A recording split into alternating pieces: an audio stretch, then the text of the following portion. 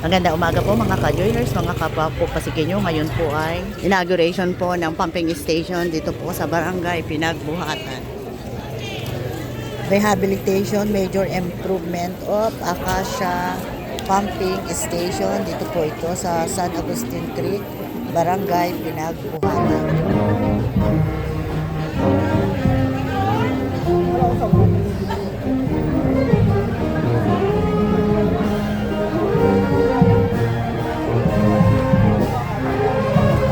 Let us acknowledge the arrival of our Vice Mayor, Toto Tuwalski.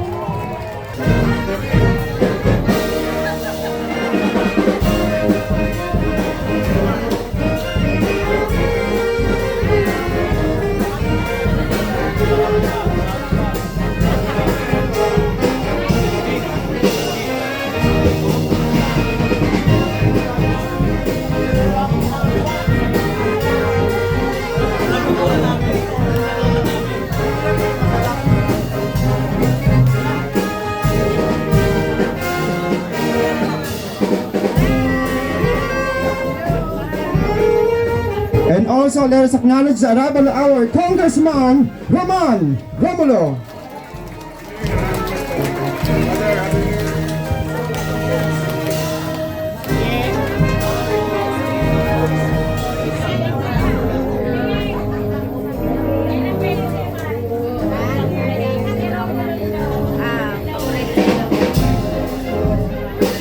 Kasama na po natin ngayong umaga ang ating Mayor Vico Soto.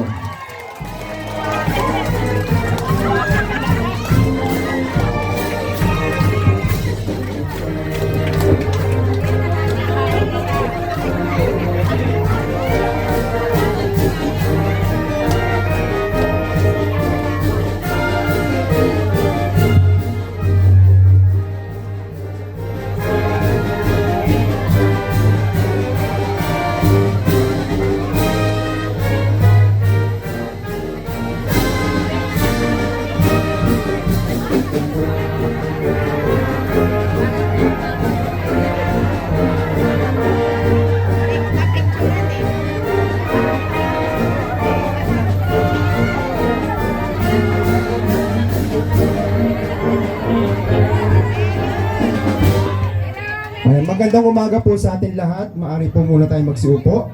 Ngayong umaga po ay ating pong magkakaroon po tayo ng maiksing programa para po sa inauguration ng Rehabilitation and Major Improvement of Acacia Pumping Station dito po sa Acacia Street, Pinagbuhatan, Pasig City.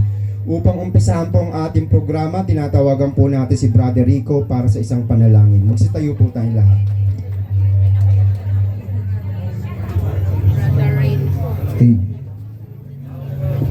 Sa ngalan ng Ama, ng Anak at ng Espiritu Santo. Amen.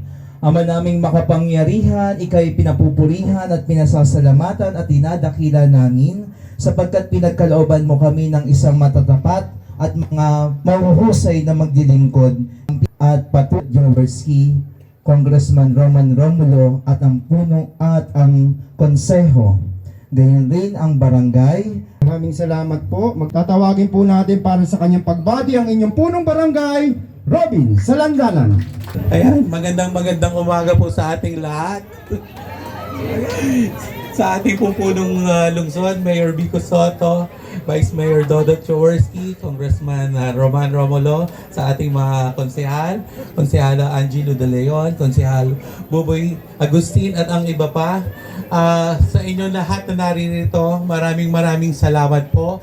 At ganoon din naman po, kung natatandaan nyo, sa Pinagbuhatan din nagbukas ang pag-inagura ng maraming proyekto ng lungsod ng Pasig. Kaya mapalad po tayo dahil dito na naman nagsimula sa Pinagbuhatan ang inaugurasyon ng isa sa pinakamalaking proyekto ng lungsod ng Pasig. Kaya palakpakan natin ang ating Mayor Vico Soto. Hindi ko napapakahabaan pa, basta't ipanalangin lang po natin na makinabang ang mga susunod na henerasyon sa mga programa na ipinagkakaloob sa atin ng Lungsod Pasig. God bless everyone. Maraming salamat, Kap Robin Salandanan. Palakpakan po natin kahit hirap nagsalita, talagang gusto niyang bumati para sa inyo. Ngayong umaga, pakinggan na po natin ang mensahe ng ating Congressman Roman Romulo. Magandang umaga po sa ating lahat. Una-una, congratulations sa City, Mayor Vico, Vice Dodot, Consel Angelo, Consel Buboy, sa lahat ng konseho na nakasama po, no? Syempre, nandito yung ating barangay, si Robin, lahat ng kagawad po natin, para sa inauguration ng pumping station po na ito. Ngayon po, sa totoo, pag nag-inaugurate po yung pumping station na ito, talagang syempre nasa isip ng lahat, pagka nagpa-function na ito, wala nang baha na mangyayari. Alam natin ang totoo. Hindi naman assurance yon na walang baha. Kasi alam po natin na kaya naman dito nagkakaroon ng baha sa lungsod ng Pasig ay dahil unang-una, depende po yon sa level ng tubig ng Pasig River. Alam natin ang Pasig River, dalawa yung lalabasan niya. Merong Manila Bay at Laguna de Bay. Ang problema, pag puno sa Laguna de Bay, puno sa Manila Bay, talagang dito po may iwan ang tubig. Pero nakita po natin, yung mga pumping station na kinabit po all throughout sa lungsod ng Pasig, effective siya. Nakakalabas talaga siya ng tubig. Pero merong isa na pwedeng maging problema dyan, yung basura. Minsan po, meron tayo mga pumping station, di naman sa pinagbuhatan lang, ano? Kasi marami po tayo, paikot talaga dahil sa experience natin ng Ondoy. Nakita natin, lumubog talaga ang lungsod no ng ilang linggo. Kaya marami ng pumping station. Pero, magtataka ka, talagang pagdating sa mga pumping station na di papunta doon, meron talagang mga basura eh. Parang normal na magkaroon, tapos syempre, sasabihin natin sa barangay, sa city, nalinisan yon. Pero sana mag-umpisa talaga, siguraduhin ninyo, huwag magkakaroon ng basura sa mga ating mga floodways, sa mga daanan po natin dahil sa mga pumping stations natin. Mabuhay po ang lungsod ng Pasig. Maraming salamat po, Congressman Roman Romulo, at siyempre isusunod na po natin ang pagbati at mensahe ng ating Vice Mayor, Dodot Jaworski. Sa ating punong lungsod, Mayor Vico Soto, good morning. Kay Congressman Roman Romulo, sa ating mga konsehal, Councilor Angelo De Leon, Councilor Buboy Agustin, kay Cap Robin Salandanan, siyempre sa ating mga kagawad na nandito, opisyalis ng barangay, sa ating Homeowners Association, Mama Rem, and sa ating mga opisyalis ng Acacia Homeowners, good morning sa ating lahat. Isang blessed morning and Happy New Year sa ating lahat. Naging maligaya ba ang inyong Pasko at New Year? Kaya itong 2026, no, pagdasal natin na mas gumanda pa ang ating mga biyayang dumating sa ating mga buhay. Katulad po ng blessing na to, inauguration ng ating pumping station, long overdue. Sabi nga nila, no, na dapat medyo na-delay po ng matagal-tagal to. Walang tigil po ang pagpa-follow up ni Ma'am Rem sa amin. Para matapos itong project na ito. Kaya lang talagang minsan may mga konting delay na nangyayari. Hindi naman po natin nakalimutan tutukan, may mga irresponsible lang talagang minsan na mga kontraktor na kailangan talagang, pero matuturuan natin ng leksyon itong mga to. Pero on the upside, ang good news naman po, yung dating pinalitan ng generator o pump, ang capacity nun ay 13.2 cubic meters per minute. Itong pinalit po, times 4 halos 45.6 cubic per minute na ang capacity. So yung pumping capacity po nito, times 4 ang lakas, no? Pero katulad po ng sinabi ni Congressman Roman, paalala, kahit anong lakas ng pump natin, kung mababarahan po ng basura ang ating mga pumping station, bali wala po yan. Kaya kami nakikiusap na katulad, paulit-ulit po namin sinasabi, lahat po ng pagbabago pwede namin gawin sa loob ng ating City Hall, no? Pero kung hindi makikisa ang taong bayan, baliwala ho lahat ng aming ginagawa. So dapat tayo ganun din mag-isip. Hindi pang sarili, isipin natin yung anong makakabuti sa ating komunidad, sa ating kapasigenyo, at mas malayo ang mararating nating lahat. Alagaan natin itong pumping station, tapon natin yung basura natin sa ayos na lugar, at makita nyo, mas gaganda ang ating lungsod. Magandang umaga po, tabuhay po tayo lahat. Maraming salamat po, Vice Mayor Dodot Jaworski. At siyempre, wag na natin patagalin ang mensahe ng ating punong lungsod, Mayor Vico Soto. Upul ang buhay oh. Magandang umaga sa ating lahat. Good morning! Nasaan po ang mga taga-barangay Bambang? May mga nandun yata eh. Si Kap parating daw eh. Andyan yata si Kaprodel eh. Kaprodel, ba't ka nagtatago dyan? Yung mga kagawad. Mga, siyempre, ano rin to, di ba? Makikinabang din ng ibang bahagi ng Bambang. Kap, huwag kang magtago dyan. Dito ka. Tabihan mo si Kap Robin. Sa mga opisyalis ng Barangay Pinagbuhatan, maraming salamat sa mainit na pagtanggap sa amin. Kap Robin, thank you sa message ninyo. Ganun din kay Congressman Roman, kay Vice Mayor Dodot. Narinig niyo naman ng magandang mga mensahe nila kanina lamang. At dugtungan ko lang ng konti, ano? Pero siyempre maraming salamat din sa ating City Council. Nandito na ang inaabangan natin na si Councilor Boy at Councilor Ryan. Hindi, maaga naman kami nagsimula, hindi kayo late. Sakto yung dating ninyo. Sabi namin alas 9, 8:55 nag-umpisa na tayo, kaya nahuli po sila ng konti. Ang nauna ngayong umaga, balita ko si Councilor Buboy.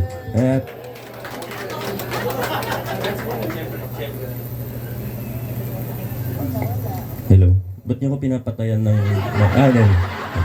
Hindi, nakakalabit ko lang. Siyempre hindi mawawala si Councilor Angelo, ano? At meron tayong dalawang konsehal na nakalib, di ba? Mga tao lang din naman ang mga opisyalis niyo, nagdi-live din paminsan-minsan. Kaya si Councilor Warren at Councilor Maro, they send their greetings from Japan, ano? Hindi ko alam kung nasa Japan, invento ko lang 'yon, pero basta pinaparating nila ang kanilang pagbati sa inyo. Ngayon po sa mga opisyalis ng ating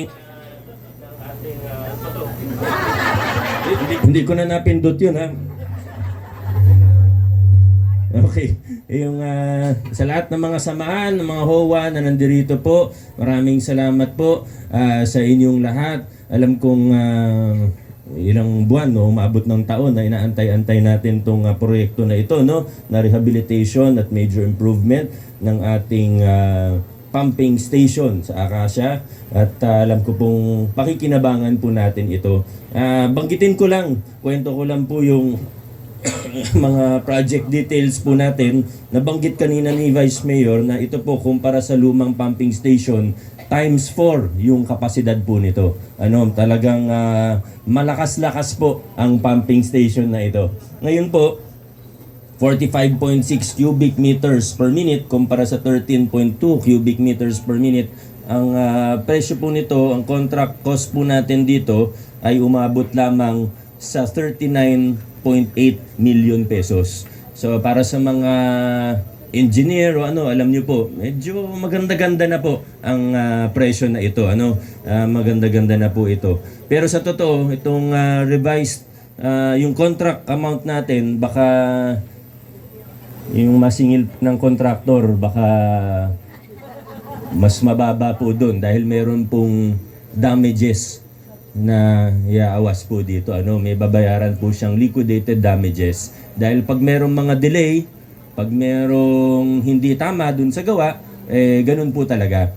Sinasanay po natin, hindi lang ang lokal na pamahalaan, kundi pati yung mga kontratista, pati yung mga end users natin, ay sinasanay na natin dun sa mga tamang proseso. Alam niyo, sa umpisa talagang napakahirap po kasi ito pong mga binabasag nating kalakaran, hindi lang naman sa Pasig. Sa buong Pilipinas yan, talagang nasanay yung iba na hindi, pwede nang pag-usapan yan. Hindi, na yan. Sige, okay lang. I-shortcut na lang natin. Pero tayo po sa ating lokal na pamahalaan, gusto natin maayos. Gusto natin na nasa tama ang proseso natin. Dahil kung maayos at tama po ang ginagawa natin, mga proseso natin, lahat ng ginagawa natin, ang pag-gobyerno natin, hanggang sa pagpaplano, sa construction, implementasyon, at lahat pa po ng ginagawa natin ay makakasiguro tayo na sa hinaharap, paganda ng paganda yung ginagawa natin. Kung mag-shortcut tayo ngayong 2025, 2026, di ibig sabihin sa susunod, yung mga problema, paulit-ulit. Ganun pa rin at ganun ang mangyayari sa atin. Kaya ito, sigurado naman ako may dahilan yung contractor. Hindi ko naman po sila hinuhusgahan. Pero at face value po tayo. Kung ano yung nakita natin, kung may delay, pasensyahan na lang po tayo. Magde-penalty po talaga sila. Magbabayad talaga ng liquidated damages. Kaya hindi ko pa po nakita yung final amount, pero aabot po ng ilang milyon yung damages po na yun. So kung dapat 39 million yan, mas mababa pa po. So hindi pa rin lugi ang ating lokal na pamahalaan, ang ibig ko lang pong sabihin. At sinisiguro po natin na nasasanay po, muli po, sinasanay natin ang lahat mula sa bidding, mula sa pagpaplano, hanggang sa bidding, hanggang sa implementation, inaayos na po natin. Para sa mga susunod na mga proyekto ng ating pamahalaan, alam na ng lahat. Mula sa engineering department, hanggang sa kontratista, hanggang sa city council, hanggang sa mga residente, mas naiintindihan na po natin na ganito dapat maayos tayo. At yan po ang inaano natin. Long term tayo nag-iisip. Ngayon naman po itong sa pumping station natin dito, tama po yung sinasabi ni Congressman Roman kanina. Alam ko naman po, alam nyo rin naman yun. Pero ganyan nga po, minsan nasa gitna tayo pag may problema mula Laguna de Bay hanggang Manila Bay, talagang nasa gitna tayo. Minsan, ganun talaga, nasa gitna pag mataas ang level ng mga sapa,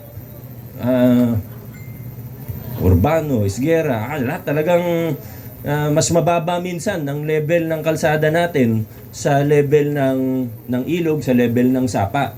Saan pupunta yung tubig, di ba? Kahit anong pump mo, mas mataas yung ilog at sapa sa talagang nag-iisip naman tayo ng mga solusyon. Katunayan, patapos na po ngayong unang bahagi ng 2026 ang ating first ever in Pasig history na flood control, flood drainage and flood master plan. Drainage and flood control master plan ng ating lokal na pamahalaan. Na isa sa publiko po natin ito, papakita po natin sa lahat. At nandito po yung mga short-term, medium-term, and long-term solutions. Kaya po matagal gawin tong master plan na ito dahil bukod sa simpleng pagpaplano, talagang in-evaluate lahat ng mga current na drainage, pumping station, revetment wall, at iba pa. At nagsukat din po tayo. Tiningnan natin yung leveling para yung mga lumang problema, yung mga nangyayari noon na magkatabing HOA, gagawan ng drainage, may project parehong HOA, pero mali yung level, mas mataas yung isa, pero dapat pababa yung tubig, pero dahil mas mataas yung sa tabi, hindi nagkakaroon ng sanga-sanga na yung problema. Imbis na solusyon ang ginagawa ng LGU, minsan solusyon para sa isang HOA, nagiging problema ng katabing HOA. Ayaw na natin ng ganun. Gusto na natin na maayos, naka-master plan, pangkabuuan na ang tinitingnan natin ngayon. So, siguro more than 80%, 90% na po complete ang master plan na ito. Pero syempre, habang inaantay po natin yung master plan, hindi naman pwede natitigil tayo dahil may mga problema na kailangan nating solusyonan. So, gaya po nung nabanggit ko nung nakaraang nag-inaugurate tayo ng mga drainage, ito naman po yung isa sa bahagi ng mga solusyon natin. Isang bahagi lamang po, hindi po yan magic na dahil may isa kang pumping station ay wala na pong baha. Pero at least nakikita po ng ating mga kapitbahay na umaaksyon tayo. One step at a time, gusto po nating maayos ang mga problema nating matagal-tagal na. So yung drainage, isang bahagi po yan. Natapos po natin. Yung pumping station, isang parte din po ng solusyon natin.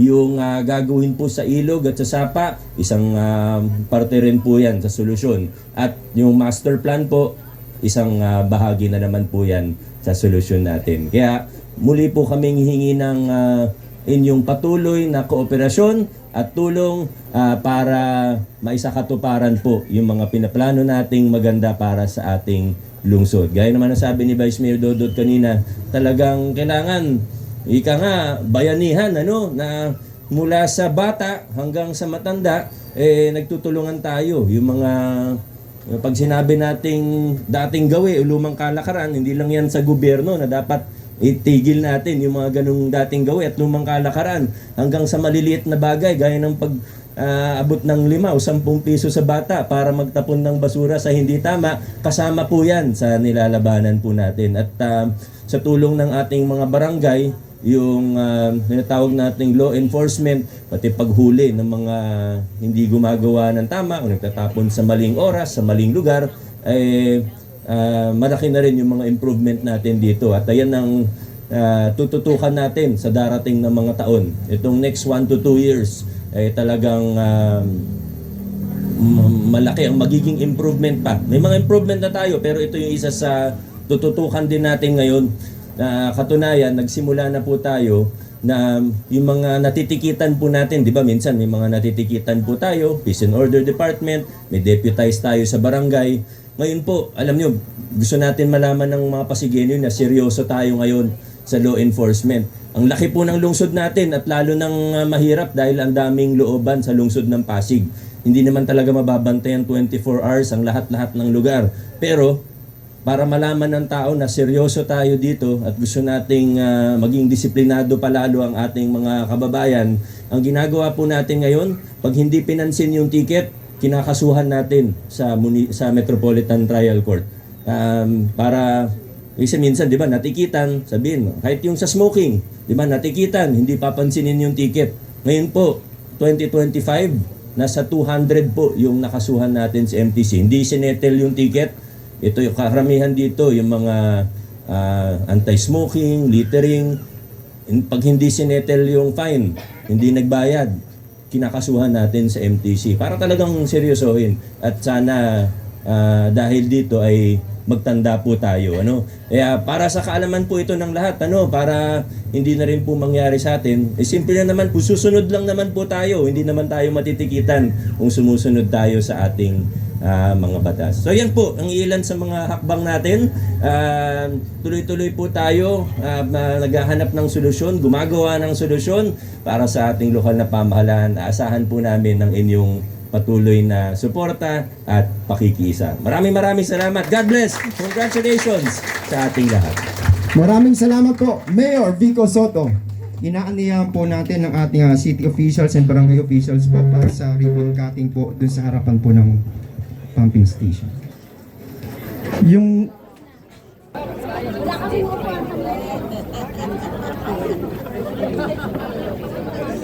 alright.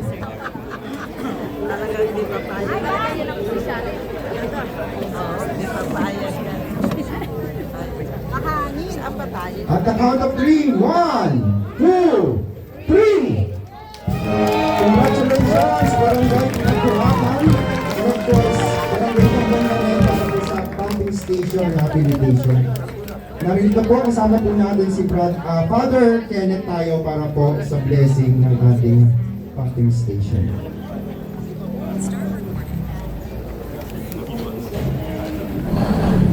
Pumping station ito.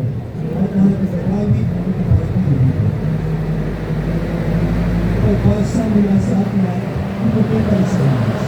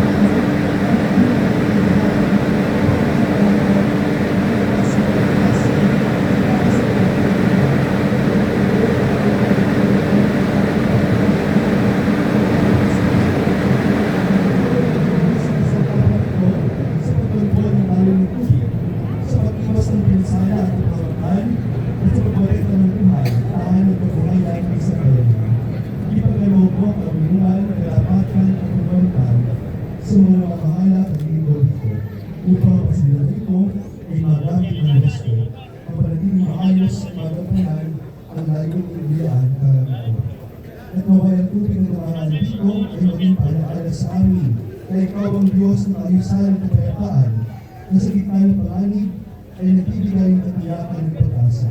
Hinihiling namin ito sa pamamagitan ng Kristo ang aming Panginoon. Ang banal na tubig ng ito ay magpaalaala ng ating Panginoon Kristo sa kamento ng dunia. Ama namin sumasalangit ka sa bagay ng mahal mo. At sa amin ang pangalan mo, sundin ang loob mo dito sa lupa para sa amin.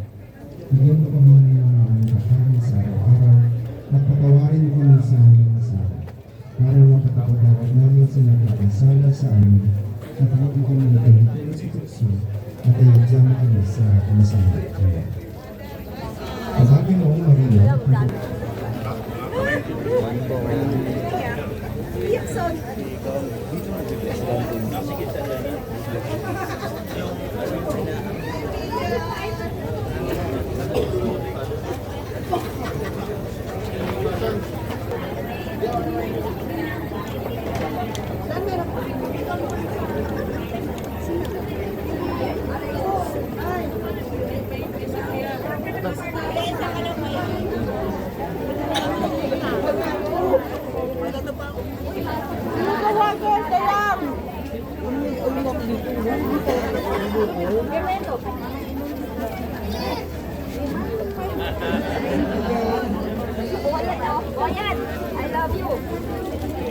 muli po, congratulations Barangay Pinagbuhatan sa inyong bagong rehabilitated na major pumping station dito sa inyong lugar and of course sa Barangay Bambang. At maraming salamat po sa Villa Pungge Homeowners Association Office, sa ating Peace and Order, TPMO Bantay Pasig, sa Barangay Pinagbuhatan Council headed by Cap Robin Silandana, and of course sa ating Congressman Roman Romulo, Vice Mayor Dodo Jaworski, and of course Mayor Vico Soto.